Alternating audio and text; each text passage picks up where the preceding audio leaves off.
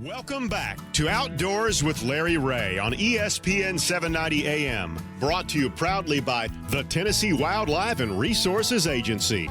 From Outdoors with Larry Ray, this is the best of 2020. Welcome back to Outdoors with Larry Ray on Country Legends WMC 79. Ron Wong sitting in with me as he does each and every second Saturday of the month. And good morning to all, and happy to be here. And what a great show already. We've had John Cruz on talking about the Bass Pro Shop PAA. We talked to John and Mike about the upcoming Wild Game Dinner at Germantown Baptist, and we are so blessed to have all these different things about the outdoors and variety. Next guest. It's a variety show, big time variety, and it's fun, and it's great to be able to talk to some of these folks that we get to talk to. You even know where the next guest is from. You have been El Monte, California.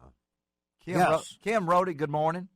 Good morning. I want you to know that Ron Wong, who is my co-host, and we're talking to the world-class sharpshooter Kim Rhode, who's been on the show before.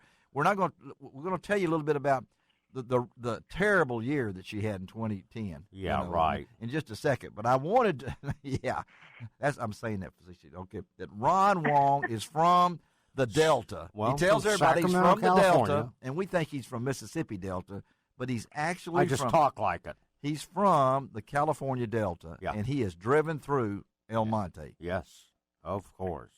Great place. Welcome to the show, Kim. Friendliest city in the state, so it says. Friendliest city in the state. That's yeah. But we want to talk to Kim because recently I got some information, and Kim has been on the show before. That hey, this is really great from U.S. Shooting. That Kim has been named the 2010 Female of the Year by USA Shooting, and there's no doubt in my mind that she's earned it because Kim, I don't know how many, you're pinching yourself, but 2010 was quite a year for you, wasn't it?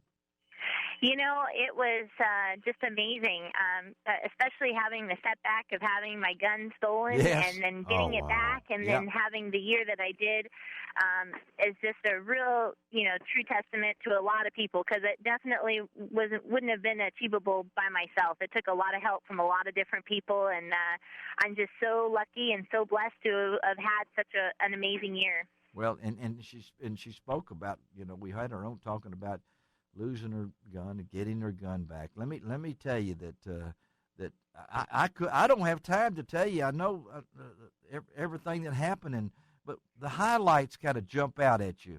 Kim, kind of tell our listeners out there a little bit about some of the special moments that happened to you in 2010. Well, I got my gun back. I had a lot of people come out of the woodworks to help me in getting a new gun and setting it up, which I think really benefited me this last year. I had several golds out of the 5 World Cups and World Championships. I medaled at 4 of the 5 with having 3 golds, a silver, and tying a couple world records. So it's been an amazing year, and I'm really excited, especially leading into the Olympic year, the year prior where we're really getting into selecting our team and stuff. And we're talking to Kim Rhode of El Monte, California. Staff Sergeant Joshua Richmond of Hillsgrove, Pennsylvania, was named the male of the year by the USA Shooting. But I know she talked about pointing toward 2012 London, the Olympic Games.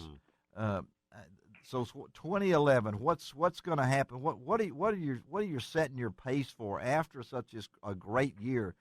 A lot of people say, well, letdowns after. Can you repeat and do all these things? Is there more pressure now on you, Kim, than there was before? Well, you don't really think of it like that. More pressure, less pressure. You just kind of go out and try to do the very best you can, and that's all you can do, and kind of let the chips lay where they may. Of course, it's something that you're always striving to be. I think that's the Olympic motto: to be better. Yes. And when you step out there, is to be better and do better. So. With that being said, this next year is definitely a challenge. It was a pretty pretty close, to having a perfect year, but, it's never perfect, and we're always striving for that perfect score and that perfect match, and there's definitely a lot to improve on leading up into and through the next Olympics. So this next year is going to be really focusing on making the Olympic team and really going and representing our country and trying to bring home as many golds for the U.S. as possible. And you have a chance to do something that no American athlete in an individual sport has ever done before. It's very cool. I'm really excited about it. 5 medals in a row, right? I mean, wow. Five Olympics, 5 medals. Nobody's ever done it. So, wow. No pressure, right, guys? No pressure. No I mean, pressure. You're talking about you go back and still striving to be the best you can. Still striving to be the best, and I know, we don't want to talk about age and things like that, and prime and things like that. But for a shooter, is there a certain time that when I mean, you got a demanding schedule, girl. I mean, this is you're all over the place. I physically, you've got to stay in prime shape, but mentally, I guess the same way, right? Oh, most definitely. The interesting thing about the sport is that the oldest medalist in the history of the Olympics was a shooter. Really? His name Wow. was Oscar Swan. He was 72 when he won a Wow. silver medal in the running beer double shot team event, which we don't have that one anymore. Oh. But it's a sport that you can do for many, many years. I was the youngest person back in 1996 to go for shooting. Yeah. And now I'm getting to be one of the oldest ones on the team, or older ones on the team. So I don't know how well that translates, but it's been a fantastic road. Well, let's talk a little bit before we let you go here. I know you got to get to practice and everything like that. Advice for young ladies out there that can say, well, I'd like to do what she's doing, and I know you're a role model and things like that, but give us some advice for that young female, that maybe that middle school girl or even a younger than that would like to be a shooter. One of the best things or greatest things about the sport is the people. It's such a wonderful group of people. They're so eclectic from all walks of life. And, the best advice I could give is just go out to a range and, get to talking to people and, try it.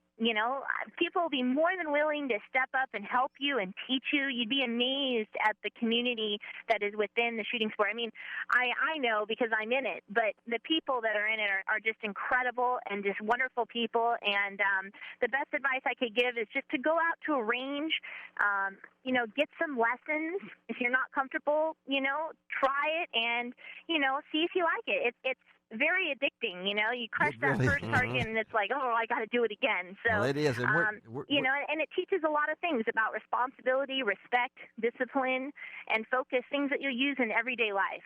And I know that we have some great facilities here, listeners out there. The Memphis, what is it? Memphis Sports Shooting Association range out in Old Brownsville, and also the Willows down at in the Tunica area. Some great and facilities. a lot of colleges now have rifle teams also. Now, there's a lot of shooting teams now. The shooting sports, and it's getting big. It's getting big. So what's next for you, Kim? What's coming up as we talk here on January the 8th? What's down the road for you? Well, we got the SHOT Show coming up in Vegas, so I'll be at the Otis booth and signing a bunch of autographs there, as well as, doing and getting ready for Chile and Sydney, Australia. We got a couple World Cups coming up in March, and I'll be leaving for China in April, so there's a lot of things going on. Oh, my goodness. Have you learned any new foreign languages? Do you speak the language, or you just take your gun and just go, just do it? I know enough to get by in some of the countries, I know that, when I was in China, we learned a couple little things, and same thing when we were down in Acapulco. So, nothing that I can repeat with good accent or anything. I'd probably butcher it up a little bit. Well, we really appreciate you taking time to be on Outdoors with Larry Ray, and congratulations again, Kim, on the USA Shooting Female Athlete of the Year for 2010, and we look forward to talking to you down the road and continued success, okay? Thank you so much. Thank you, girl. We'll talk to you. Bye-bye. Bye. Kim Rhode, and wow. And just to have her on the show, and so much enthusiasm that she has for the sport. And she's done it so many years and still. 14 years, and you know, and still to go to five. She's going for never been done. Narc Spitz, any of them has never won 5 medals in 5 Olympics. And I mean, a medal in each Olympics. And she has really, really a great chance. What a wonderful, wonderful story, and she's doing so well. And you know, for those that have never heard of her, they need to go out on her website. Yes, and just look her up. Just Google Kim Rhode and Rhode. That's Kim Rhode. Mm-hmm. And listen to what the national shotgun coach Britt Erickson said. Kim is the theme of the international scene, has been for years. If you look at the results of this year, I think she is getting better. Well, you know what? You know, here we are this morning talking to her, and she's out at the shooting range now. Yeah, she's getting ready to start shooting out there. It's awful early in the morning. Yeah, she's out there. She's ready to practice. And one time she told me how many shotgun shells she'll go through practicing in a year. Yeah. And then, you know, and she lost. Somebody stole her gun last year. Saturday morning. Yeah.